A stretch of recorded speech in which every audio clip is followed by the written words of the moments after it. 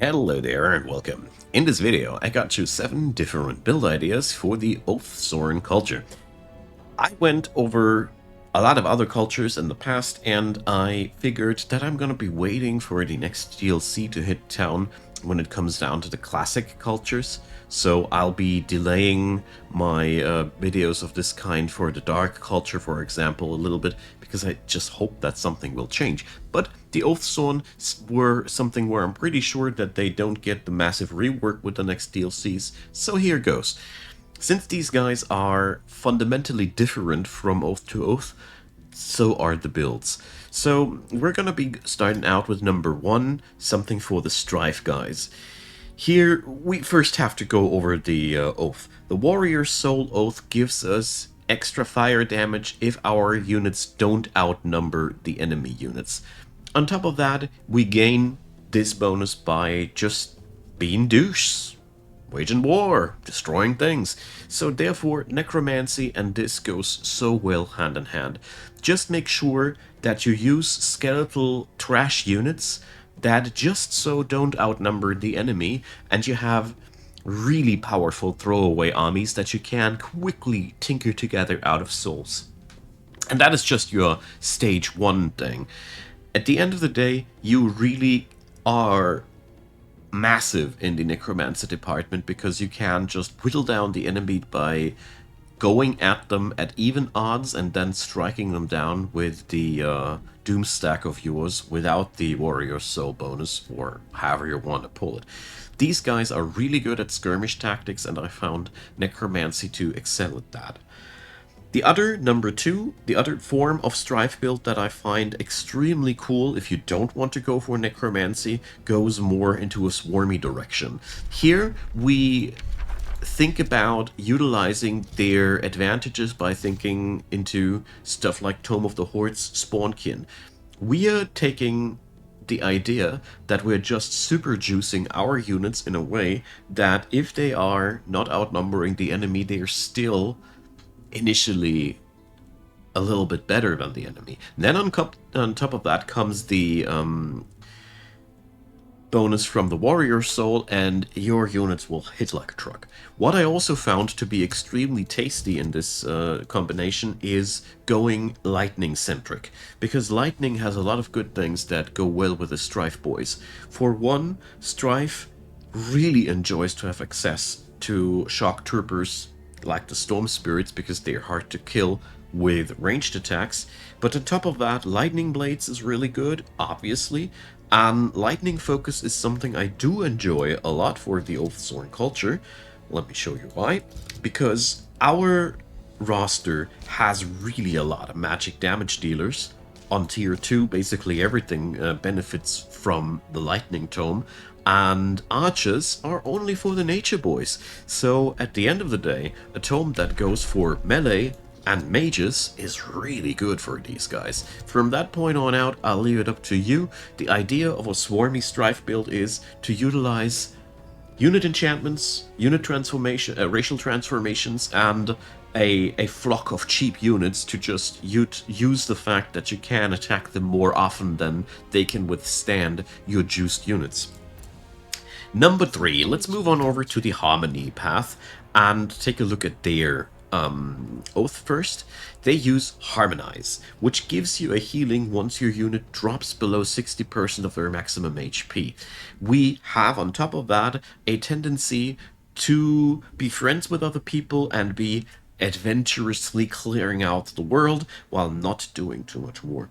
So one thing that I really like to combine with these guys as number 3 build is a dragon build, because there's a really nice synergy here. Harmonize triggers exactly at the same moment where Draconic Rage triggers. Let me put that quickly on the screen so you know what we're talking about. All these units have the Draconic Rage trait, which increases their damage by 30%. Usually, this is a trade-off, because you are, at that point, weaker. If you're playing Harmony, it isn't. It is just outright bonkers. It does sound like not much, but having the ability to be sure that all of your units, because eventually, when you go down deep enough, and go for the Draconian transformation, all of your units have access to that, things become quite interesting. And that's just the bottom line. You're pretty good at expansionistic things, more about that in a hot minute. But overall, a dragon build can utilize this harmonized skill extremely well and goes therefore really good with the whole dragon theme. Number 4, something you can't even combine with the dragons or take it as a completely unique way for the harmony, is a expansionistic nature build. The thing about these guys is, yes, we do get a penalty for waging war, fabricating grievances, and destroying cities, but nobody says that we are not allowed to provoke a war by settling down everywhere like crazy. This does provoke the AI to attack you like a lot, and the fun part is with the nature, with the harmony branch, you have high synergy with nature things. You can choose Tome of Beasts, goes really, really well with the animal kinship, and the cavalry also goes quite strong with these guys. Technically, I found many things in this tome section to be quite synergistic. Tome of Roots is also a good start. Tome of Famous is a very strong synergy with your supporters. Tome of Glades comes in handy as it gives you a shield unit that you really, really can use. So many things work well here. Tome of Cyclops, also a very, very strong contender. The idea here is that you utilize the Oath of Harmony's troops of being hard to kill by defending your own turf and spreading it out as aggressively as possible. Here you want to take nature traits, you want to take as much food into your build as possible to let your cities grow aggressively, you want to spend your Imperium into more cities, and also, yeah, it is a surprisingly aggressive form of being not aggressive, because the fun part is once the enemy starts to declare war at you, you didn't start the war and you can do everything that a normal war would also do with all the advantages. All right, so number 5, let's go on over to the righteous guys quickly. First, the Oath. It's the most bland one of them, but it's also very powerful. So as long as we're not flanking, we're going to deal substantially more spirit damage. We do uphold our Oath by having good alignment and destroy it by having evil alignment, with a little caveat that we gain evil alignment doubly as fast as the other way around. So goody two-shoes it is. This is, nevertheless, a very, very potent thing to work with. For one, here, the first build idea, go for something tanky. Due to the fact that your units will have a strict advantage when fighting head-on, you have a big advantage when just picking up Materium or Order Tomes and heal and buff up your troops to the max while they're taking the abuse, debuffing the enemy, taking up more defenses. Sundering Blades and Spell-Tempered Shields go into this niche. You can also go for Tome of Rocks, Obsidian weapons. They also go into a very, very good venue. You can go on the opposite or together in tandem on Tome of Faith on the Order Affinity and take the Lesser Light Spirit as a very, very strong healer. There's really a lot of good things that you can take into combination here. The idea of a tanky righteousness build would be to pick up tome-wise resilient and robust units. Very, very strong remark here to the Tome of Rocks, Lesser Stone Spirits and Gargoyles. They're really good at this. And taking afterwards the advantage of your inbuilt, stupidly high spirit damage that very well synergizes obviously with other unit enchantments, so you can also crank up the damage substantially on your secondary tome line. The other thing that I like to do with the Righteousness Oath, number 6, is going for a ranged build, because Nobility is taking advantage out of straightforward combat, not the mobility combat where we can navigate around the enemy units and hit them from their into their backs, flanking damage. Ranged attackers are really often not flanking the enemy if you want to keep them safe. Flanking is always a very risky maneuver for ranged attackers because they go out of position when they do that, and the enemy can strike them easier.